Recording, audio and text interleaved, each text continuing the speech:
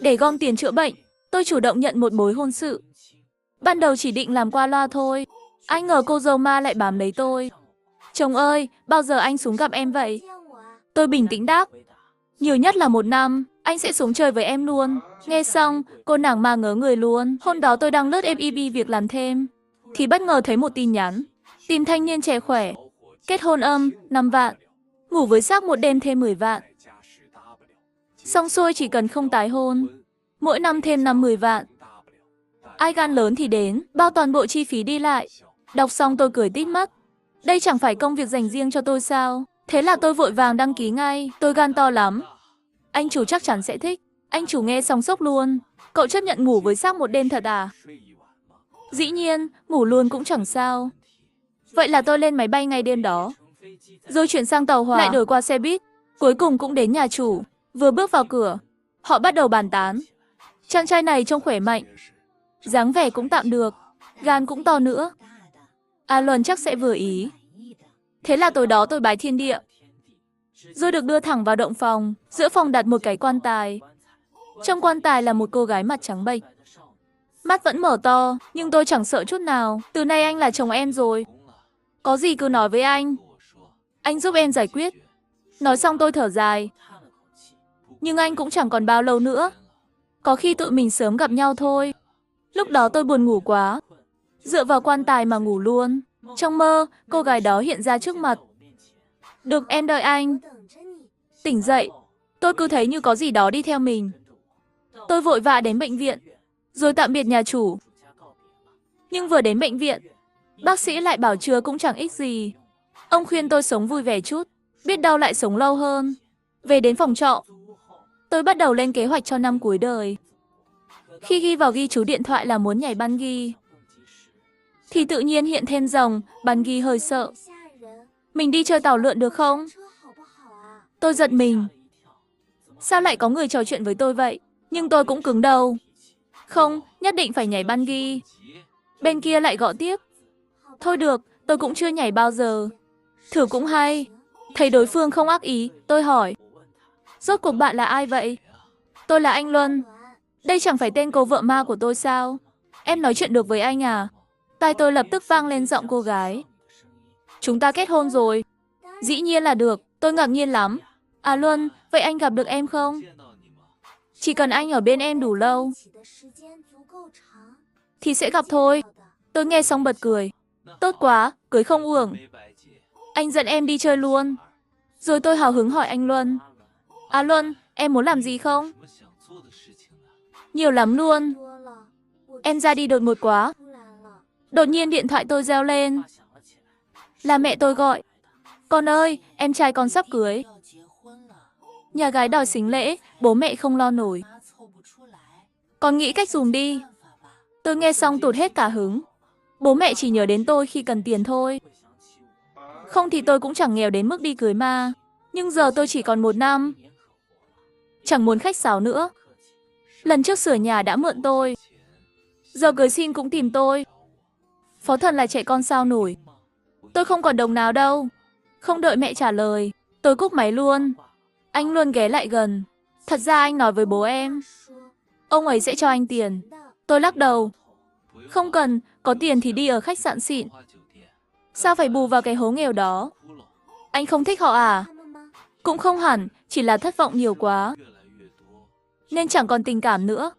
Anh luôn an ủi tôi, chồng ơi, đừng buồn. Chúng ta ra ngoài chơi đi.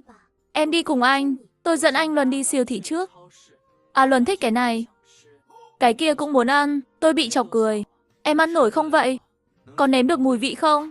Vừa nói xong, tôi phát hiện bạn gái cô Liễu Như Yên và thằng em Phó Thần ở ngay bên cạnh. Liễu Như Yên nhìn tôi. Đây không phải anh Phó sao? Anh đang nói chuyện với ai vậy? Phó Thần đắc ý khoe. Anh, em với Như Yên sắp cưới. Giờ còn thiếu tiền cưới. Bao giờ anh gửi cho em?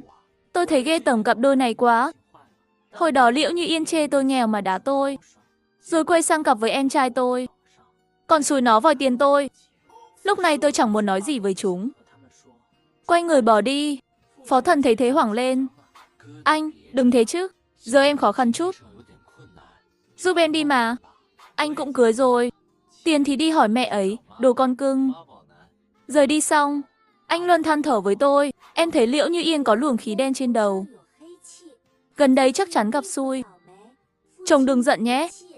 Giận gì nổi, đằng nào anh cũng sắp đi rồi. Chỉ thấy tụi nó đáng ghét thôi. Mua đồ ở siêu thị xong, tôi dựng lò lửa trên bàn nhỏ trong phòng trọ. Anh Luân phấn khích lắm. Chồng ơi, em chưa từng ăn lẩu đâu. Nhà em chẳng phải giàu sao? Sao lẩu cũng chưa ăn? Anh Luân buồn buồn. Mỗi bữa em đều ăn theo tính toán của chuyên gia dinh dưỡng. Họ không cho em ăn lẩu đầy dầu đỏ thế này. Tôi bật cười. Bày thêm một bộ bát đũa cho em. Lại đây, em ngồi đây. Mình cùng ăn nào. Tôi bắt đầu nhúng thịt cừu cuốn. Phòng trọ thơm lừng mùi lẩu. Dù em không ăn được, nhưng em ngửi được mùi rồi. Tôi nhai thịt cừu cuốn. Không kìm được mà cảm thán, ngon thật đấy. Nhưng vừa nói xong, tôi bị sặc luôn. Đúng lúc đó, máy lọc nước trong nhà tự rót nước, rồi đưa cốc đầy đến trước mặt tôi. Chồng ơi, uống nước đi. Ăn từ từ thôi. Tôi uống một hơi hết cốc. Thoải mái hơn hẳn. Cảm ơn anh Luân. Nếu giờ mà đi luôn, chẳng biết có ai nhớ đến anh không nữa. Sao thế được? Chồng là người tốt mà. Tôi thở dài. Chỉ có em nghĩ thế thôi.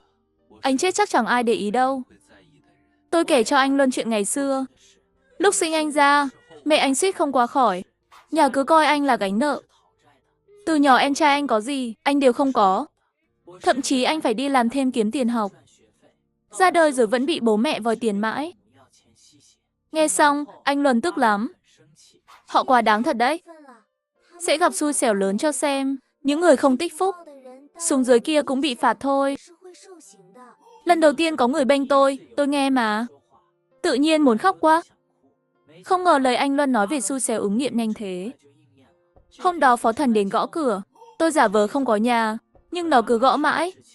Anh, em biết anh ở trong đó. Em có việc gấp. Nó âm ĩ đến mức hàng xóm tắc tôi trong nhóm quản lý. Đành phải mở cửa cho nó. Phó thần vừa vào đã quỳ xuống trước mặt tôi. Tôi giật mình canh. Như Yên bị người ta bắt cóc rồi. Họ đòi 50 vạn mới thả người. Tôi nghe mà ngỡ ngàng. Vội hỏi chuyện gì xảy ra. Phó thần ngượng ngùng đáp. Tối qua em với Như Yên đi quán bar. Có gã kéo Như Yên không buông. Bọn họ đông quá. Cuối cùng Như Yên bị lôi đi mất. Tôi nghe mà ngơ ngác. Sao không báo cảnh sát? Trước khi đi, Như Yên bảo đừng báo. Gã bắt cô ấy nó là người của Trịnh Thiếu. Tôi càng không hiểu nổi. Có chuyện thì tìm cảnh sát chứ. Họ tống tiền là mày đưa à? Mày ngốc thế hả? Anh Luân chen vào. Đúng là đáng bị bắt mà. Liễu Như Yên mang thai con người khác, không phải em mày. Tôi càng sốc hơn. Anh Luân tiếp tục giải thích. Đây là đội mũ xanh cho em mày. Còn định moi tiền nữa. Nhưng Liễu Như Yên mang thai người khác, lại mò đến em mày. Chắc chắn phải chịu khổ chút rồi. Hóa ra em trai tôi là thằng Dự bị đội mũ xanh. Thảm thật, lần này phó thần vẫn cầu xin. Anh phải giúp em. Em sắp cưới cô ấy. Cô ấy cũng là bạn gái cũ của anh. Nể tình xưa mà giúp đi. Đừng nhắc chuyện đó với anh. Mày không đi ngay, anh báo cảnh sát bây giờ. Đến lúc đó họ sẽ đi cứu Liễu Như Yên cho mày. Không được anh. Làm thế Như Yên nguy mất. Nhưng tôi mặc kệ. Đẩy thẳng nó ra khỏi cửa. Tống cổ em trai khỏi nhà. Cuối cùng cũng yên tĩnh. Anh Luân bảo tôi, em mày với Liễu Như Yên dây dưa lâu quá. Làm hỏng vận may rồi. Em thấy nó cũng sắp xui xẻo. Tôi bật cười. À Luân, em tốt thật. Lúc nào cũng an ủi anh. Thế sao được? Anh chẳng phải liệt kê cả đống kế hoạch sao? Mình đi chơi nhanh nào. Dù giờ đã nửa đêm, tôi vẫn lái xe chở anh Luân đi. Theo kế hoạch, tôi đến điểm đầu tiên, nhảy dù. Chẳng mấy chốc, nhân viên đưa tôi lên trực thăng, bay lên cao. Anh Luân hơi sợ. Cao thế này sao nổi? Chồng không sợ à?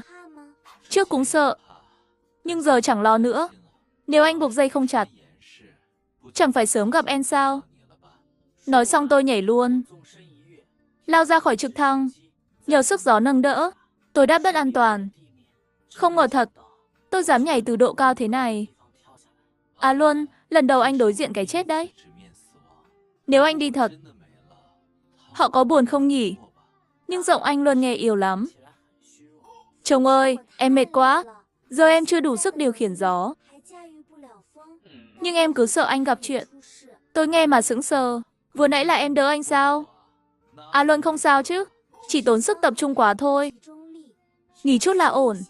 Giọng anh Luân càng lúc càng yếu, rồi biến mất hẳn.